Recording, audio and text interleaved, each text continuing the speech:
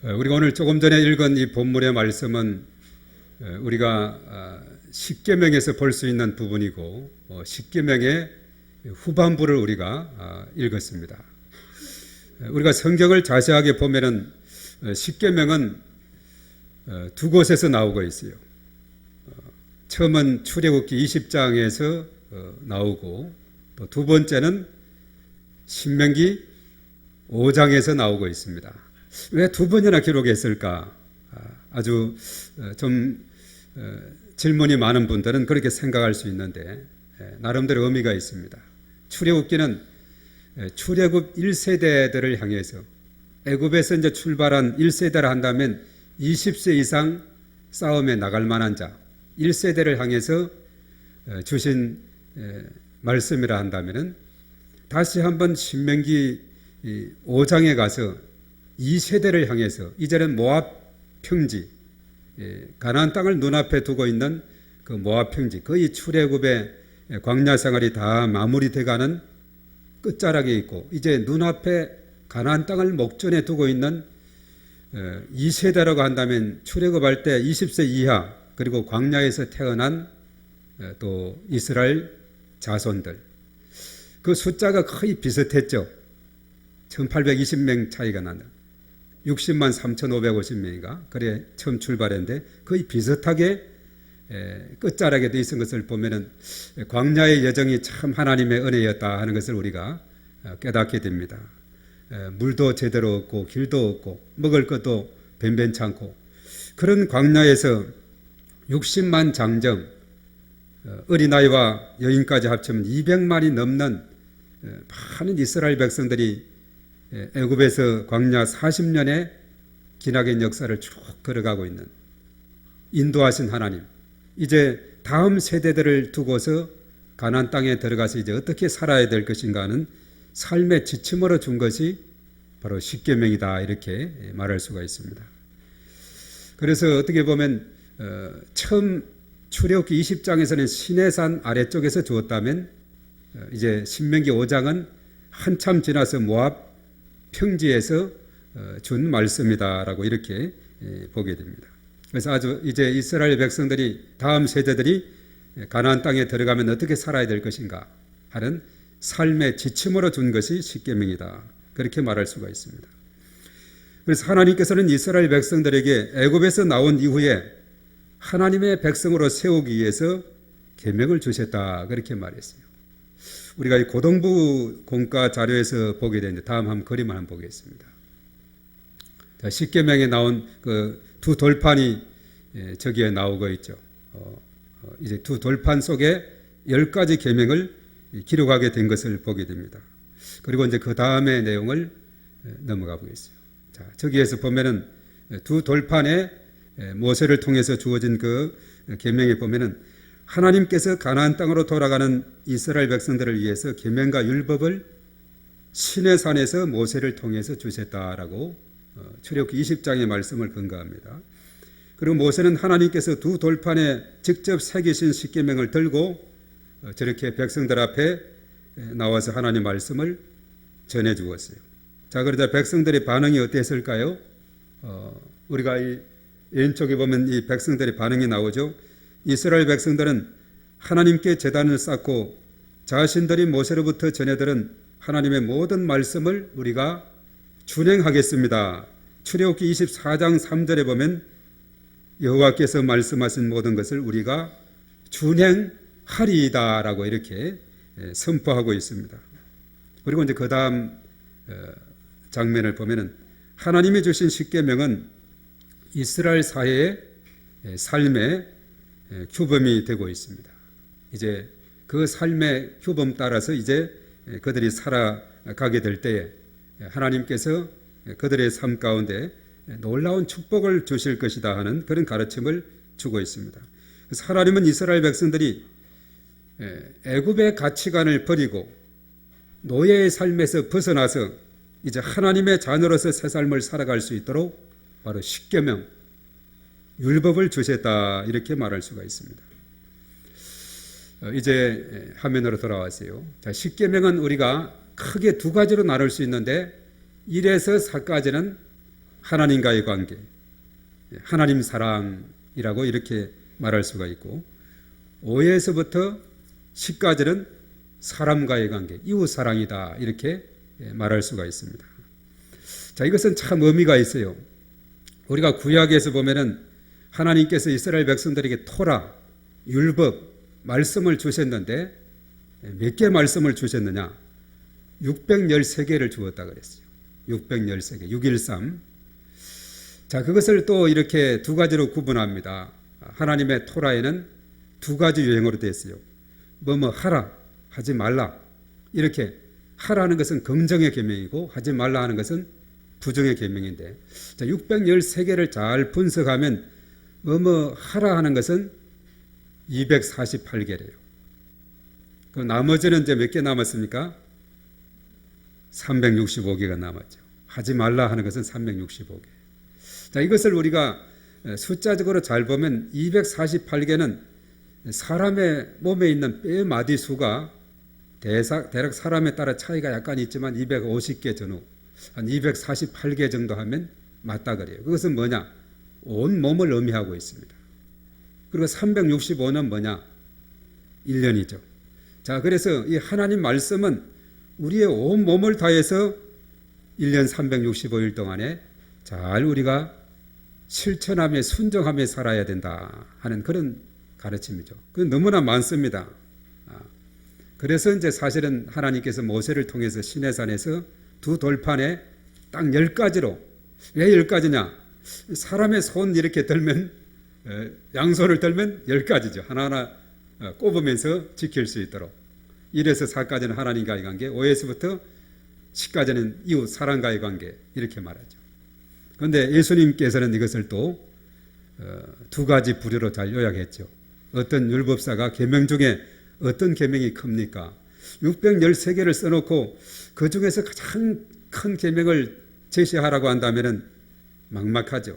예수님은 서슴지 않고 첫째는 하나님 사랑, 둘째는 이웃 사랑, 온 율법과 선지자의 대강령이다. 그래서 1에서 4까지 계명을 요약해서 하나님 사랑으로, 5에서 10까지를 잘 요약해서 이웃 사랑으로 예수님이 마태복음 22장 37에서 40절에 잘 요약을 하셨다는 거죠.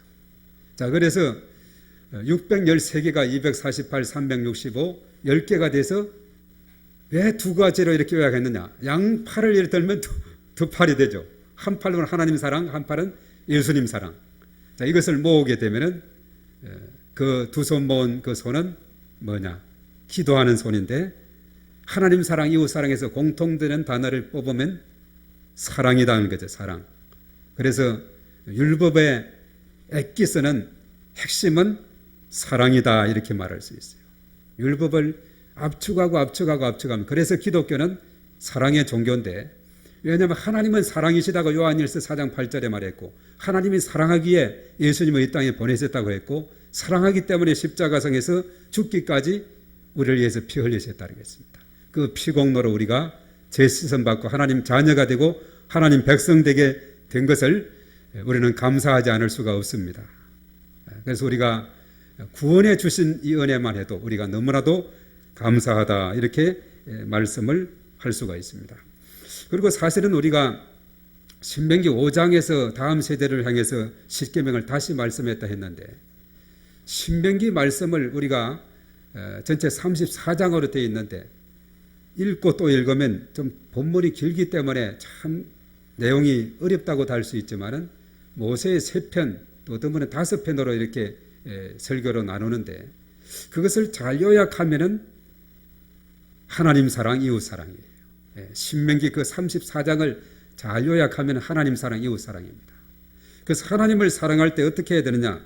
오늘 1에서 4를 아까 둘 돌판에 다 새겨져 있었는데, 거기에 보면은 나 외에는 다른 신들을 내게 있게 말지어다. 그리고 새긴 우상을 만들지 말라. 또 여호와 이름을 망령되이 일컫지 말라 이렇게 말하고 있어요. 그러면서 이제 안식일을 거룩하게 지키라. 안식일을 지키라. 이것은 이제 다 말라 이렇게 부정의 계명이었는데, 안식일은 지키라.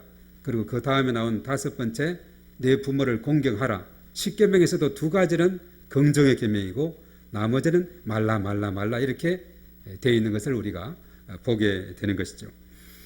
자, 그래서 오늘 5에서 10계명은 우리가 레위기 19장 18절에도 언급했어요. 내 이웃을 어떻게 사랑하라 했죠? 예, 내 몸과 같이 사랑하라 이렇게 말씀했는데, 자, 하나님의 명령을 구체적으로 잘 표현한 것이 바로 이웃 사랑에 대한 이것을 5절에서부터 10절까지 잘 언급을 하고 있습니다. 자, 5계명에서는 뭐냐면 내 부모를 공경하라 했는데, 자, 이것은 이 부모를 공경하라는 이 5계명은 부모와 어른의 권위를 존중하고 사랑해야 된다 하는 그런 의미가 담겨 있습니다. 바로 존중하고 사랑해야 된다. 자, 6계명은 살인하지 말라 했는데 이것은 뭐냐? 하나님께서 만드신 생명을 존중해야 된다. 그리고 7계명은 간음하지 말라. 자, 이것은 성을 소중히 여기고 부부관계를 존중하라 이렇게 말씀하고 있고, 8계명은 도둑질하지 말라. 바로 이것은 개인의 소유권을 존중하라는 겁니다. 각 개인의 소유권을 존중하라. 9계명은 이웃에 대해서 거짓 증거하지 말라. 바로 언어 사용의 책임성에 대해서 가르치고 있습니다. 거짓말은 관계를 깨는 것이고 이웃을 고통 속에 살게 하는 것이다 이렇게 말합니다. 그래서 요즘 우리가 신명기를 우리가 묵상하고 있는데 19장 15절에서부터 21절에 이웃에 대해서 거짓 증거한 사람에 대해서 어떻게 해야 될 것인가. 자, 모세는 어떤 사람이 악을 저지르거나 죄를 지었을 때 그 유무를 판단할 때 어떻게 해야 되는가, 그 지침을 거기에서 잘 말씀합니다. 2사람 내지 3사람의 증인의 말을 듣고서 사건을 확정해야 된다. 그런데 만일 거짓 증언하는 사람이 있다면 모두를 하나님 앞에 나아가게 해서 제사장과 재판장 앞에 서야 했고, 재판장이 그 위정이 확인이 되면 어떻게 하느냐, 상대에게 피해를 입힌 것과 똑같은 벌을 받게 해서 이스라엘의 죄를 져게 했다 이렇게 말합니다. 이렇게 하는 것은 백성이 보고 두려워하며 같은 죄를 저지르지 않도록 하기 위함이다라고 말씀을 하고 있습니다. 공의를 위해서 죄인을 불쌍히 여기지 말아야 하며 행한 대로 죄값을 치르게 해야 된다 했어요. 그래서 그 뒤에 마지막 21절에 그렇게 말합니다. 내 눈이 긍휼히 여기지 말라. 생명에는 생명으로, 눈에는 눈으로, 이에는 이로, 손에는 손으로, 발에는 발론이라 이렇게 말씀하고 있죠. 그래서 거짓 증거, 거짓 증인으로 선 사람들에게 그 행한 그대로 갚아주도록 해서 이스라엘 가운데 죄를 완전히 제거했다 이렇게 말합니다. 그리고 마지막 10번째 10계명은 이웃의 집을 탐내지 말라. 탐심. 자, 이웃의 소유를 존중하게 여겨야 된다 했어요. 이 탐심은 눈을 멀게 하고 자신이 받은 복을 감사하지 못하게 합니다. 탐심은 시기를 일으키고 이웃과의 관계도 어렵게 한다 하는 것이죠. 그래서 오늘 이 전체 다를 다루기는 힘들고, 오늘 이 시간은 사람과의 관계 부분에서 가장 먼저 언급된 것이 바로 5계명, 이것을 우리가 간략하게 살펴보고자 합니다. 바로 부모를 공경하라는 그런 계명인데요. 우리가 지난 주일은 세상 속에서의 그리스도인에 대해서 언급했어요. 자, 세상 속에서 그리스도인, 이것은 바로 교회와 국가의 관계 속에 관계된 겁니다. 위의 권력에 복종하라, 그들을 위해서 기도하라, 그렇게 말씀하고 있죠. 자, 오늘은 교회와 가정에 대한 것입니다. 가정 속에서의 그리스도인입니다. 그래서 가정에서 가장 이제 사람과의 관계에서 첫 번째 나오는 5번째 계명인 5계명에서 바로 부모 공경에 대해서 언급했죠. 이 가정이라는 것은 사회 조직에서 가장 기본적인 단위가 되고 있는 것이 가정입니다. 가정은 우리가 경험할 수 있는 가장 작은 사회가 되고 있어요. 가정 내에서 우리는 사회성을 익히고 함께 살아가는 법을 익히게 됩니다. 또 어릴 적 인격과 성품이 형성될 때 어떤 가르침을 받았는지 그것이 평생의 삶의 지침이 되고 있다 이렇게 말해요. 3살 버릇이 80까지 간다는 속담이 있죠. 잠언서 22장 6절에 마땅히 행할 길을 아이에게 가르쳐라. 그러면 늙어도 그것을 떠나지 않는다. 이것이 이제 가정에서 다 이루어지는, 그래서 유대인들은 토라, 그래서 신명기 6장 5절의 말씀 하나님을 사랑하라, 그리고 그 다음에 이웃을 사랑하라, 이 말씀이 가정에서 가장 먼저 부모님을 통해서 자녀들에게 가르치고 있어요. 그래서 가정에서 태어나게 되면은 언어, 말을 배우게 되죠. 그리고 그 다음에는 이제 서서히 돌이 지나면 걸음을 떼요. 우리 둘째 이제 손녀가 보니 돌을 지나도 잘 못 걸었는데 한 달 정도 더 지나니까 뭐 밀 것을 가지고는 잘 밀고 가는데 혼자 세워놓으면 어벙한 겁니다. 어벙해요. 근데 그 어제는 보니까 혼자 서가지고 콱콱콱 이렇게 걷는데 한 30발 정도 그래요. 돌 지나고 한 달 정도 되니까 30발 정도를 막 이렇게 걸어가는데 아장아장 걷는 거죠. 참 신기해요. 다 여기 우리 아이들도 마찬가지고 우리 어른들도 다 어렸을 때는 그렇게 지내왔죠. 처음에는 걷지 못하고. 그런데 송아지 같은 건 놓자마자 그냥 걸어 다니는 것 보면은 어미소에서 새끼가 나오자마자 그냥 일어서 가지고 털털 털고 송아지는 걷는데 사람은 1년이 걸려. 1년이. 예. 그래도 이렇게 걷는 모습을 보면은 참 너무나도 신기한 것을 보게 됩니다. 이 가정에서 다 언어를 배우고, 그래서 아멘 하라 그러면 맨 하다가 아멘 이렇게 이제 나가죠.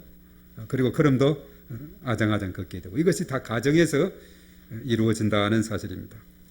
그래서 5계명에 대해서 오늘 간략하게 말씀을 상고하고자 하는 것은, 첫 번째는 우리 다 같이 따라하겠습니다. 내 부모를 공경하라. 자, 부모 공경은 동서고금을 막론하고 모든 자녀된 자들에게 가르치는 당연한 도리입니다. 자, 하나님께서도 10계명 중에 대인계명에 가장 첫 번째로 부모 공경의 계명을 둔 이유도 그런 것 같아요. 참 사람과의 관계에서 참 중요한 것이다. 레위기 19장 3절에도 너희 각 사람은 부모를 경외하고 나의 안식일을 지키라. 나는 너희 하나님 여호와니라 했습니다. 에베소서 6장 1절에도 자녀들아 주 안에서 너희 부모에게 순종하라. 이것이 옳으니라. 골로새 3장 20절에 자녀들아 모든 일에 부모에게 순종하라. 이런 주 안에서 기쁘게 하는 것이다. 또 디모데전서 5장 4절에도 중간에 그렇게 했어요. 그들로 먼저 자기 집에서 효를 행하여 부모에게 보답하기를 배우게 하라. 이것이 하나님 앞에 받으실 만한 것이다 라고 말씀하고 있죠. 그래서 부모를 공경하는 일은 너무나 당연한 일이기 때문에 부모를 공경하라 명령하거나 규범으로 정할 필요가 있을까, 이런 의문을 제기하는 그런 사람도 있는데, 그러나 부모를 공경하는 것은 하나님을 제외한 관계에서 가장 기본적인 부분에 충실하라 하는 하나님의 뜻이 되고 있습니다. 그래서 우리가 반대로 성경에 보면 부모를 공경하지 않았을 때 어떻게 했느냐, 성경은 많이 기록하고 있어요. 죽음에 준하는 벌을 제시할 정도로 아주 가혹하게 부모를 공경하지 않는 자에 대해서 언급하는데, 신명기 21장 18절에서 21절의 말씀에 보면은 사람에게 완악하고 패역한 아들이 있을 때 아버지 말이나 어머니 말을 순종하지 아니하고 부모가 징계하여도 순종하지 아니하거든 어떻게 하느냐, 그 부모가 그 아이를 끌고 성문에 이르러 성읍 장로들에게 나아가게 됩니다. 그러면서 쭉 거기에서 말을 하면서 이제 그 성읍의 모든 사람들이 그 자녀가 말을 듣지 않는 것을 확인하고 이러면 돌로 쳐 죽이리니 이같이 내가 너희 중에서 악을 제하라. 그리하면 온 이스라엘이 듣고 두려워하리라. 이만큼 가혹하게 성경은 제시합니다. 마태복음 15장 4절에 보면 하나님이 이르셨으니 내 부모를 공경하라 하시고 또 아버지나 어머니를 비방하는 자는 반드시 죽임을 당하리라. 출애굽기 21장 5절 7절 17절 15절 17절 그리고 레위기 20장 9절의 말씀에도 그렇게 언급하고 있는 것을 보게 됩니다. 그리고 이제 디모데후서 3장 1절과 2절에 보면 말세가 되면은 어떤 현상이 있느냐, 사람들이 자기를 사랑하며 돈을 사랑하며 자랑하며 교만하며 비방하며 부모를 거역하며 감사하지 아니하며 거룩하지 아니하며 이렇게 말씀하고 있어요. 말세의 특징이 되고 있다 이렇게 말하죠.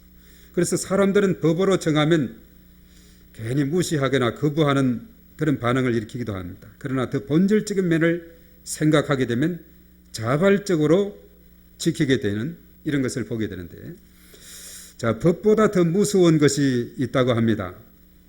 영국의 헨리 4세는 아주 법을 아주 귀하게 여기는 그런 사람이었어요.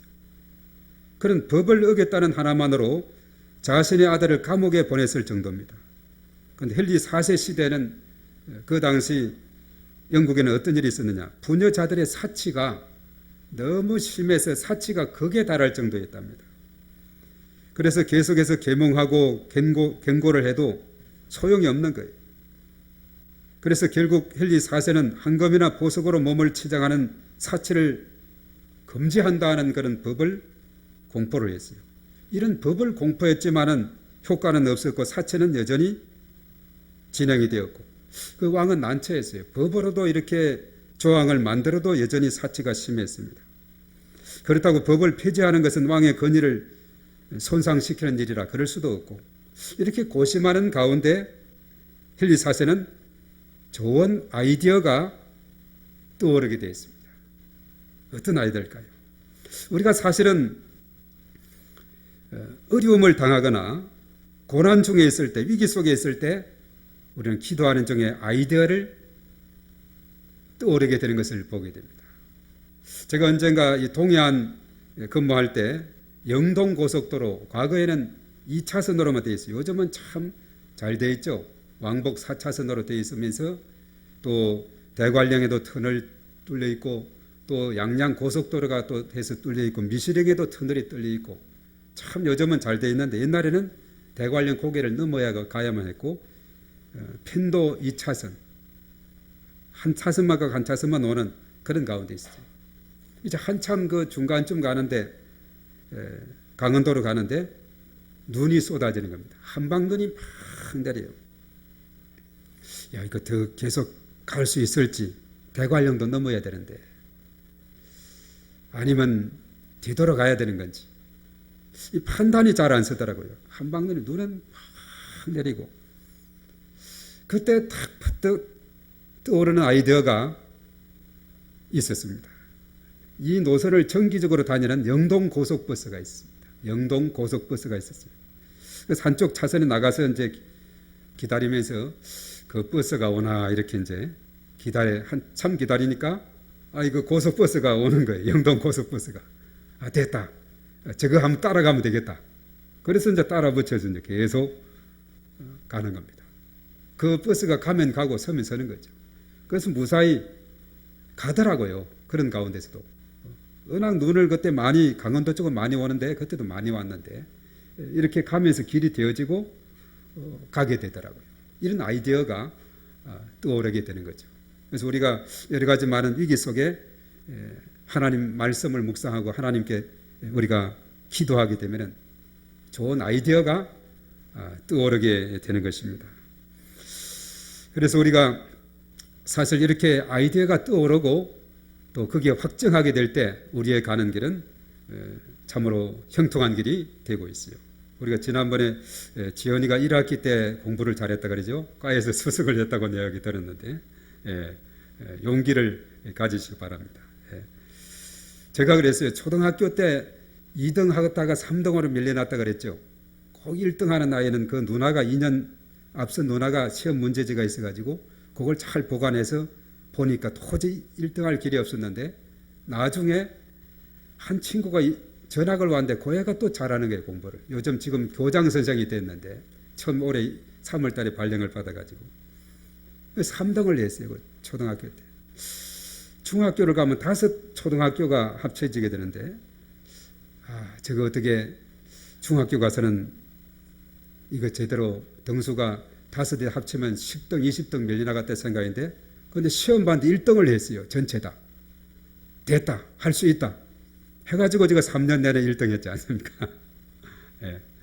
연세대 대학원에서도 제가 사실은 처음에 올레를 맞고 하면서 여기서는 맞아야 되겠다 했는데 거의 B가 1개인가 2개인가 하고 다 올레로 마친 그런 게 있습니다. 자신감을 가지고 할 수 있다는 이런 마음을 가지면 얼마든지 가능해요. 그 강원도 수많은 눈이 많이 올 때도 얼마든지 지혜를 찾아서 영동 고속버스 20년 30년이고 계속 이렇게 왕래했던 그 사람들 베테랑이거든요. 그들의 지혜를 배우는 것입니다. 바로 헨리 4세가 아주 암담한 가운데 있을 때 묘한 수가 떠올랐는데 어떤 그 떠올랐느냐? 그랬어요. 이제 사람들이 말을 잘 안 들으니까 부칙으로 단서 하나를 추가를 했습니다. 자, 이 법은 매춘부와 소매치기에게는 적용이 되지 않습니다라고 대대적으로 홍보를 했어요. 이 사치법이 매춘부하고 소매치기는 적용되지 않는다. 이러니까 사람들이 매춘부, 소매치기 취급당하기는 싫거든요. 그래서 사치가 줄어들었다는 그런 이야기가 있습니다. 참 묘한 그런 지혜를 거기에서 우리가 볼 수가 있죠. 자, 부모를 공경하라고 100번 말하는 것보다도 거기에 따르는 축복을 더 강하게 제시하면은 사람들은 행동으로 움직이게 되는 것을 보게 됩니다. 막 자꾸 이렇게 명령으로 법으로 이렇게 밀어붙이기보다는 그것에 따른 축복, 그것에 따르는 효과, 이것을 언급하면 바로 이 부모 공경의 계명은 그 다음에 나오고 있는데 우리 다 같이 따라하겠습니다. 그리하면 땅에서 잘되고 장수하리라. 네. 그 다음을 보면 그리하면 땅에서 잘되고 장수하리라 이렇게 말하고 있어요. 그래서 부모 공경의 계명에는 약속 있는 첫 계명이다. 그리하면 내가 준 땅에서 생명이 길게 될 것이다. 오늘 12절에 말씀하는데 신명기 5장 16절은 그리하면 내 하나님 여호와가 내게 준 땅에서 내 생명이 길고 복을 누리리라. 약간 더 보완해서 설명하고 있습니다. 에베소서 6장 1절에서 3절에도 말씀하고 있죠. 이 3절에 보면 부모 공경의 계명은 약속이 있는 첫 계명이다. 내가 잘 되고 땅에서 장수하게 된다는 겁니다. 자, 사람이 이 세상에 살면서 형통하게 되는 것은 아주 좋은 일입니다. 땅에서 잘 되고 장수의 복을 누리게 될 것이다. 이렇게 말씀하죠. 우리가 아무리 노력해도 축복의 원리를 잘 깨닫지 못하면 구멍 뚫어진 주머니에 돈을 넣는 것과 같아요. 우리가 잘 그 원리를 깨닫고 순종하게 될 때 큰 축복이 우리에게 넘치게 될 줄로 믿습니다. 그리고 이제 마지막 세 번째는 뭐냐 하면 다 같이 따라하면 성경은 순종하는 자에게 복을 약속했습니다. 예. 자, 하나님은 언약을 세우시는 분이시다. 그렇게 말씀했어요. 우리가 출애굽기를 읽어 나가면 19장 5절에서 6절의 말씀이 아주 중요한 핵심 구절입니다. 세계가 다 내게 속하였나니 너희가 내 말을 잘 듣고 내 언약을 지키면 너희는 모든 민족 중에서 내 소유가 되겠고 너희가 내게 대하여 제사장 나라가 되며 거룩한 백성이 되리라. 너는 이 말을 이스라엘 자손에게 전할지니라 라고 했습니다. 바로 제사장 나라가 될 것이다. 이것은 베드로전서 2장 9절에 그러나 너희는 택하신 족속이요 왕같은 제사장들이요 거룩한 나라요 그의 소유가 된 백성이니 이는 너희를 어두운 데서 불러내어 그의 귀한 빛에 들어가게 하신 이의 아름다운 덕을 선포하게 하려 하십니다 라고 그렇게 말씀을 했습니다. 바로 이 제사장 나라, 이것은 뭐냐? 하나님께 백성, 열방의 모든 백성들이 하나님께 나아갈 수 있도록 인도하는 역할을 하는 것이 제사장 나라의 역할입니다. 자신의 거룩을 유지하고 백성들을 거룩하게 하는 겁니다. 그래서 이 거룩의 확산은 어떻게 되느냐 하면 구약 시대는 이제 성막이 있어서 지성소, 거기는 대제사장만 들어가죠. 하나님의 임재가 있는 곳입니다. 성소는 제사장이 들어가는 것이고 뜰은 레위인이 거기에서 여러 가지 준비를 하는 것이죠. 지성소에서 성소로 그리고 성막으로 그리고 이스라엘 땅, 이스라엘 백성들이 사는 이스라엘 땅으로 그리고 모든 민족이 사는 열방으로 이 소식을 선포해야 된다 하는 것이죠. 베드로전서 2장 9절의 말씀은 우리를 부르심은 바로 아름다운 덕을 선포하게 하려 하십니다 했습니다. 사도행전 1장 8절에 복음이 예루살렘에서 유대, 사마리아 땅끝까지 전해지는 것처럼 점점 확산이 되어가는 것을 말합니다.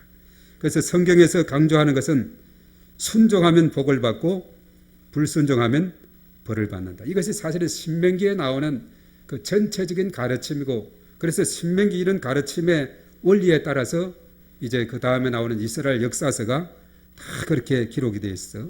말씀에 잘 순종하면 복을 받는데 불순종하면 벌을 받는데 있어. 그런데 이스라엘 왕들의 역사가 생기기 전에 사사기에 보면은 역사의 4단계 내지 5단계가 나오는데, 죄를 지면 주변 나라를 들여서 심판하고, 괴로워서 회개하면 구원자 사사를 세워서 구원해서 태평했더라, 안식했다, 40년간 안식했다, 또 몇 년간 안식했다, 이렇게 말하고 있죠. 그 사사가 죽으면 또 죄를 짓습니다. 이것은 무엇을 말하느냐? 말씀에 잘 순종할 때 복을 받는 것이다, 불순종하면 심판이 있다, 이렇게 말씀하죠. 그래서 이스라엘 역사 속에서도 그렇게 진행이 되어 있습니다. 오늘날도 마찬가지입니다. 언제나 하나님은 우리의 구원의 반석이 되시고 우리의 가는 길이 되셔서 우리가 그 말씀에 늘 순종하며 나갈 때 우리의 삶이 형통하게 되고 복된 삶이 될 줄로 믿습니다. 자, 이제 마지막 한 가지 이제 들겠는데요. 중동부 자료에서 나오는 건데 그 그림을 하나 보겠습니다. 자, 규범을 지키는 신앙적인 관점이다. 이 글자가 그게 참 적게 보이네요. 자, 이것은 이제 중동부 공과 자료에서 나온 것인데, 바로 우리에게 주어진 이 규범을 이제 사회 속에서, 그리고 실제 규범, 신앙적인 관점에서, 그리고 계명은 어떤 계명에 속한가, 이것을 이제 잘 정리하는데 화면은 큰데 글자가 작게 나왔네요. 자, 여기서 보면 사회 규범이 맨 좌측 위에 뭐라고 되어 있느냐면, 고의적으로 악포를 달지 않기, 또 다음에는 왕따시키지 않기, 음주운전하지 않기, 법을 지키는 충실공사, 몰카금지, 불법영화 콘텐츠 다운로드, 그리고 아동이나 노인 학대 금지. 고등부에서는 사실은 우리나라 헌법을 가지고 헌법 몇 조에는 이러이러한 것이 있었다, 우리 계명은 몇 계명에 해당이 된다, 이렇게 자세하게 되어 있는데, 중동부에서는 우리 일상에서 접하는 여러 가지 일들을 언급했어요. 고의적으로 악플을 달지 않는 것이다. 자, 이것은 사실이 아닌 경우에 악플로 고생하는 피해자가 있기 때문에 그렇습니다. 이것은 뭐냐? 언어 사용의 책임, 그리고 인격을 존중해서 그렇게 해야 된다. 이것은 뭐냐? 계명으로 말하면 구계명, 거짓 증거를 하지 말라 하는 거기에 해당이 되고, 또 왕따시키지 않는 것도, 왕따시키면 정신적으로 상처를 줄 수가 있고 피해를 입힐 수가 있죠. 생명 존중, 공동체의식을 갖기, 다른 사람을 사랑하는 그런 마음인데, 이것도 왕따, 괜히 거짓말로 이야기해가지고 왕따를 시킨 이런 거짓 증거를 하지 말아야 된다. 구계명에 위반이 된다. 또 음주운전 같은 경우는 피해자, 가해자 모두가 다치거나 죽을 수 있다. 자신과 다른 사람의 생명을 존중해야 된다. 바로 이것은 살인하지 말라는 6계명에 해당이 된다. 뭐 이런 식으로 이제 쭉 이렇게 모든 그 규범들을 언급하면서 마지막은 이제 아동과 노인 학대 금지했는데, 이것은 생존의 위험을 줄 수가 있다는 겁니다. 이것은 신앙적인 관점에서는 부모를 공경하고 자녀를 사랑해야 된다. 자, 이것은 관련된 계명은 뭐냐? 5계명, 오늘 말한 5계명이고, 또 6계명 살인하지 말라. 아동을 학대하고 이렇게 함으로 해서 살인까지 가는 그런 경우도 있죠. 그것을 하지 말라. 5, 6계명에 해당이 된다. 자, 이렇게 이제 적용을 잘하고 있는 것을 보게 됩니다. 자, 우리는 하나님의 통치 아래에 있는 하나님의 백성으로 이 사회 규범을 바라보고, 또 신앙적인 관점으로 우리가 앞에서 10계명에서 언급했던 각종 우리가 존중해야 될 것이 무엇인가, 또 10계명 중에 이것은 어느 계명에 속한가, 이것을 잘 우리가 적용을 해서 우리가 이 사회에서 나아가게 된다면 정말 밝은 사회, 아름다운 공동체를 이루갈 수가 있다는 사실입니다. 때로는 10계명에 비추고 때로는 말씀에 비추어서 사회의 여러 가지 규범들을 우리가 신앙적인 관점에서 이해하고 잘 실천하게 될 때 우리가 사는 사회는 아름다운 사회가 될 줄로 믿습니다. 이제 마무리하고자 합니다. 자, 하나님께서 주신 이 10계명이 바로 이스라엘 사회의 삶의 규범이 되었고 지침이 되었다 하는 겁니다. 그래서 성도들은 신앙적인 관점에서 사회 규범을 잘 지켜야 된다. 특별히 사람과의 관계에서 가장 먼저 기록된 부모 공경의 계명은, 이것은 단순히 도덕적인 삶을 넘어서 하나님의 기준으로 사는 것이고 부모로부터 하나님 기준에 대한 가르침을 받았다는 것이죠. 그리고 부모의 권위는 하나님으로부터 오신 것이다. 부모 섬김은 온전한 신앙으로 이끄는 중요한 통로가 된다는 것이고, 또 부모 공경은 인간 상호 간에 지켜야 될 윤리 가운데 최고의 윤리다. 마르틴 루터는, 종교개혁자 마르틴 루터는 부모는 세상에서 하나님의 대리자다 이렇게 말하고 있습니다. 그래서 우리가 부모 공경의 계명을 잘 기억하고 실천해서 약속된 복을 누리는 저와 여러분들이 되어야 되겠습니다. 그리하게 될 때 내 부모를 공경하라. 그리하면 땅에서 잘 되고 장수하리라 하는 이런 축복이 저와 여러분들에게 넘치게 될 줄로 믿습니다.